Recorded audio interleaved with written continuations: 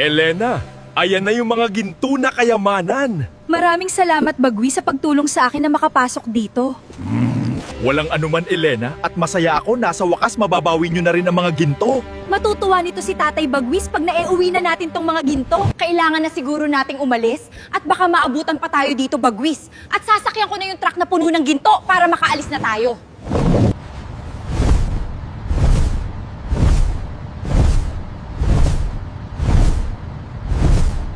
Mga wala talagang kwenta tong mga tauhan ko. Hindi maasahan, pinagbantay lang, di pa magampanan ng maayos. Walang pwedeng umagaw sa mga ginto ko. Mananagot sa akin kung sino mang magtangkang nakawin sa akin yung mga gintong kayamanan.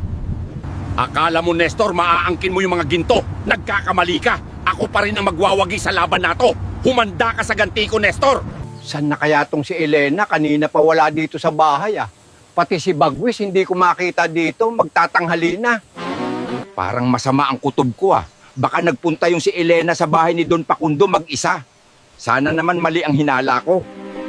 Nasaan ba tong walang kwentang bodyguard na to?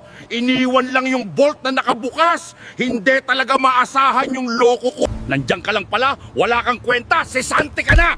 Eto sa'yo.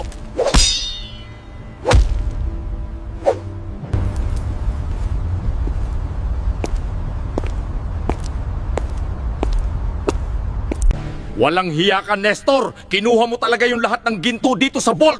Mananagot ka sa akin ngayon! Humanda ka! Bagwis, ba tayo dumaan sa gitna ng kagubatan? Kailangan dito dumaan. Hindi pwedeng makita ng mga tao yung pagkadami-daming ginto. Mukhang matatagalan tayo nito makarating sa bahay. Mas mabuti ng matagalan tayo, Elena. Basta makaiwas lang tayo sa problema sa daan. Hello? Kailangan ko ang tulong mo ngayon, may ipapagawa ko.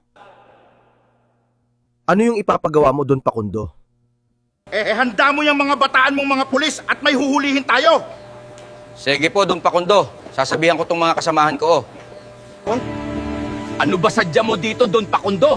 Ba't naparito ka sa bahay namin at may dala ka pang mga pulis? Hululihin niyo siya! Ito yung tao na nang loob sa aking vault at kinuha yung mga ginto na pagmamay-ari ko kaning umaga lang. Ba't ho ako yung hinuli at pinusasan nyo? Wala naman akong kasalanan sa batas. At yung si Don Pakundo pa nga yung nagnakaw sa akin. Huwag na lang po kayo maraming salita, Tay. Sumama na lang po kayo ng matiwasay. At doon na lang kayo sa presento magpaliwanag. Paano ba to, Bagwis? Mukhang hindi ata makakadaan yung sasakyan dahil may nakaharang na malaking puno na natumba. Ang layo pa naman ng dinaanan natin.